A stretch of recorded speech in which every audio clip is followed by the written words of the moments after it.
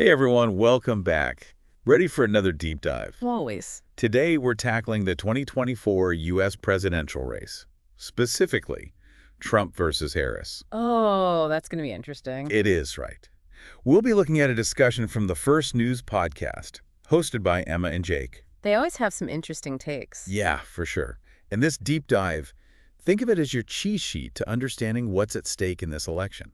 It's a lot to unpack. It really is. It's not just another election. No, definitely not. I mean, we're talking a former president seeking a second term. After a loss, no less. Exactly. Against the current vice president, who could become That female president. huge, right? It's like a political sequel, but the stakes are through the roof. Emma and Jake made a good point, actually, that this isn't just about personalities. Yeah, they said it's about two completely different visions for America. And that's important for people to remember. Totally. So let's start with Trump. He's running on that America First agenda again, right? Yep. Still laser focused on fixing what he sees as the problems from the Biden years. And, well, he's not exactly known for being quiet about it. That's one way to put it. I mean, the constant social media posts, Yeah. he knows how to make headlines. Oh, for sure. But that can backfire, too.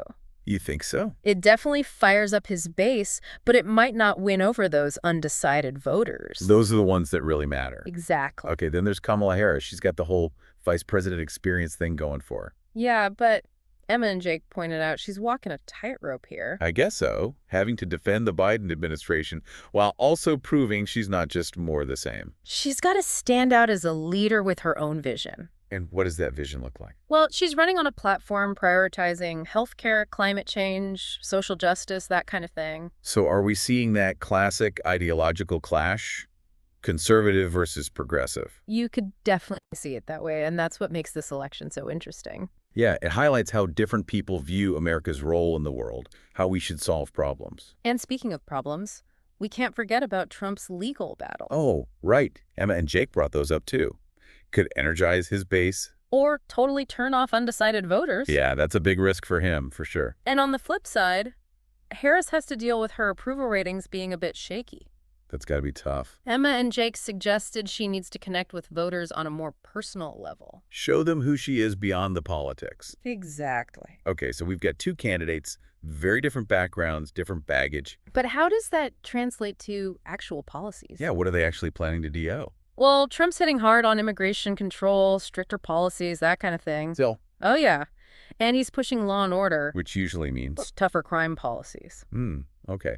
And then there's that economic nationalism focus, right? Putting American businesses and workers first. Even if it means tariffs or trade deals that maybe ruffle some feathers internationally. That's the America First approach. And Harris, what are her big issues? She's all about healthcare, wants to expand government-funded programs. Makes sense. She's also super vocal about climate change, pushing for renewable energy. So, a big focus on the environment. Definitely.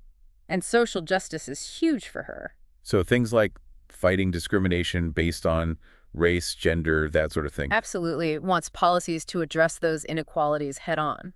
Okay, so basically, it sounds like Trump is focused on what he sees as strengthening America from within. While Harris is taking a more progressive approach, emphasizing equality and global responsibility. I guess you could sum it up like that. But it's important to remember these issues are complicated. There are nuances. We'll definitely dive deeper into those later. Definitely. Okay, so we've set the stage. Two very different candidates, two very different visions. It all comes down to who can convince the voters. Right, the million-dollar question. Who's going to win this thing? Well, before I make any predictions, we need to talk about the voters themselves. Who they are, what they care about. Exactly. And there's one group in particular that Emma and Jake said could really swing this election. Oh, really? Tell me more. We'll have to wait for the next part of our deep dive to find out. Ooh, a cliffhanger. Stay tuned, everyone. We'll be right back. Welcome back to our deep dive. Okay, you left us hanging. Who are these voters that could swing the election? Well, Emma and Jake were talking about young people and independent voters. Those who don't really stick to one party or the other. Right, exactly. And they're becoming a really powerful force in elections these days. It makes sense. There are more of them than ever. And they're not as interested in party loyalty. They're more issue-focused. So how does this affect the whole Trump versus Harris thing? Well, both of them need to figure out how to appeal to these voters. Because their vote could go either way. Exactly. Remember all those key issues we talked about? Climate change, healthcare, social justice. Yeah, those are big ones. Huge for young people and independents. They care a lot about these things. So they could really be the deciding factor. Absolutely. If either Trump or Harris can win them over. It could change the entire game. Exactly. Okay, that's a lot to think about. But Emma and Jake also mentioned something else that's important. What's that? Social media. It's everywhere, and it's playing a huge role in this election. Oh, yeah, no doubt about that. It's like a whole other campaign battleground. Candidates are using memes, videos, targeted ads. It's constant. And not always accurate, unfortunately. Yeah, I was going to say, sometimes it feels like misinformation central. It's a real concern. Social media can spread information so quickly, but it's not always the truth. So how do we know what to believe when we're scrolling through our feeds? I mean, You have to be really careful. It's more important than ever to be a critical consumer of information. meaning we can't just believe everything we see. Right.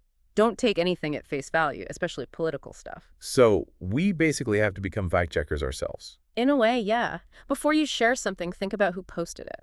Are they a reliable source? Exactly. Is there evidence to back up what they're saying? That's good advice. Yeah. And sometimes we just see what we want to see. That's right. We're all biased in some way.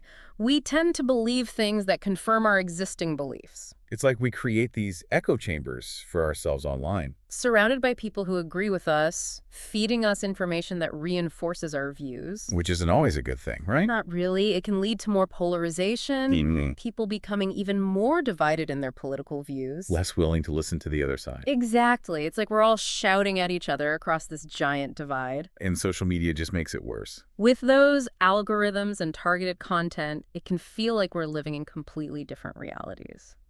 Okay, this is all pretty depressing.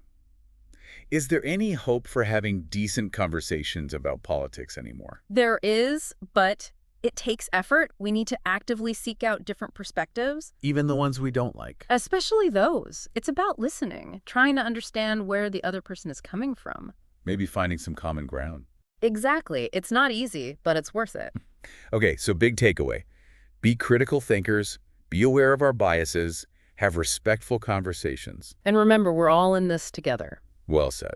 Okay, so we've covered the candidates, the issues, the voters, social media. It's a lot, I know. It is. But I'm ready for your prediction. Who's going to win? All right. I won't keep you in suspense. Based on everything we've discussed, I think You think? this election is going to be super close, but I think Kamala Harris has a slight edge. You do. Tell me why. Well, Trump has a dedicated base, but his rhetoric and legal problems might hurt him with moderate voters. Especially those young and independent voters we talked about. Right, they could be the key. And Harris aligns more with their concerns on things like climate change and social justice. So you're saying those issues could be the deciding factor. They could definitely play a huge role. But you said slight edge. What could help Trump win? If he gets his base really fired up and paints Harris as too extreme, He could sway some people back. it's possible. It's all going to come down to turnout, messaging, those undecided voters. So basically, this race is far from over. It's going to be a nail-biter, that's for sure. Okay, I'm on the edge of my seat. What should we be paying attention to as things unfold? Watch how the candidates tackle those key issues: climate change, healthcare, the economy. See who they're trying to reach. Exactly. And be careful about misinformation online. Do your own research. Don't let social media decide your vote. That's such an important point. I feel way more informed now thanks to this deep dive. Glad to hear. But before we go, I want to ask you, the listener, a question. Oh, good idea. Imagine you're one of those undecided voters.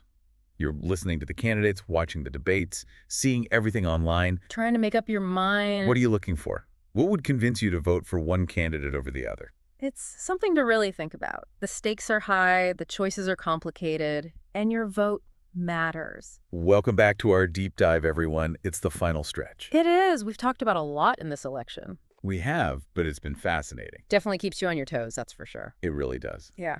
You know, in the last part, you said you thought Harris had a slight edge going into the election. I did. I'm curious to hear more about your reasoning there. Well, we've got to consider Trump's strengths first. Okay, what's he got going for him? He's got that really dedicated base, you know? They show up for him. Oh, absolutely. Huge rallies, tons of online support, that kind of thing. They're energized. That's got to count for something. It does. It really does. And he's really good at tapping into, I don't know, those anxieties that people have. About the economy, the direction of the country, all that. Yeah, he speaks to those who feel like the system isn't working for them. But then there's the other side of that coin, right? There always is. You mentioned before that his approach can be a little alienating for some voters. Especially those moderates who aren't already firmly in his camp. So what turns them off? It's the rhetoric, sometimes. It can Yeah. get pretty divisive, lots of attacks on his opponents. Not exactly a unifying message. No, not really. And some voters, they just want someone who can bring people together, you know? And then there are those legal troubles hanging over his head. Right. They might energize his base who see it as a witch hunt or whatever. But for undecided voters. It could raise some serious questions about his judgment, his character. Yeah. Okay. So those are Trump's challenges. What about Harris? What are her strengths going into this thing? Well, she's got that incumbent advantage being the current vice president. She's already in the White House? Exactly. And she can point to what the Biden administration has done, their accomplishments. So she can actually get things done. Exactly. And, of course, there's the history-making aspect of her candidacy. First female vice president, potentially the first female president. It's huge, Right. especially for women and girls who see themselves represented in her. But she's got to convince voters it's not just more of the same if she wins, right? Right. That's the challenge for her. She's got to lay out her own vision for the future. Something that builds on what Biden's done, but also takes things in a new direction. And she's got to connect with the voters on a more personal level, show her empathy. Let them know she understands their struggles. Absolutely. Okay, so they both have their strengths and their weaknesses going into this. It's going to be a tight race. It really seems like it. But in the end, it all comes down to those voters. It always does, especially those undecided ones. They could really swing things. And you mentioned young people and independents. Right. They're less concerned with party lines. They care about specific issues. What are the big ones for them? Climate change is huge, especially for young people. It's their future on the line, literally. They want to see action. Exactly. And healthcare, making sure everyone has access to affordable care, that's a big one too. What else? Social justice, issues like racial equality, LGBTQ plus rights, gender equality, those are really important to them. So basically, the candidate who can speak to those issues They'll have a better chance of winning over those voters, yeah. and potentially the election, It's possible, yeah. But we can't forget about the elephant in the room. which is, The crazy political climate we're in, everything's so polarized. thanks to social media, at least in part, It definitely doesn't help. It's a lot for everyone to navigate. for the candidates trying to get their message across. And for the voters trying to make an informed decision, It's true. But we can't just give up, right? no way. We've got to stay informed, talk to each other, and most importantly, vote. That's what it all comes down to. Mm-hmm. Okay, as we wrap up this deep dive, I want to leave everyone with one final thought. All right, lay it on us. We've analyzed everything, the candidates, the issues, the strategies. But it's about something bigger, isn't it? It is. This election, it's about the future of our country, you know? The direction we're headed in, the values we hold dear. So, as you follow this election, I hope you keep that in mind. Don't just get caught up in the headlines or the drama online. Do your own research, talk to people, form your own opinions. This is our future we're talking about, and every vote matters. It really does. Thanks for joining us on this deep dive into the 2024 election. We hope you learned something, and most importantly, that you feel empowered to participate in the process. Stay curious, stay informed, and get out there and vote. That's all from us. See you next time.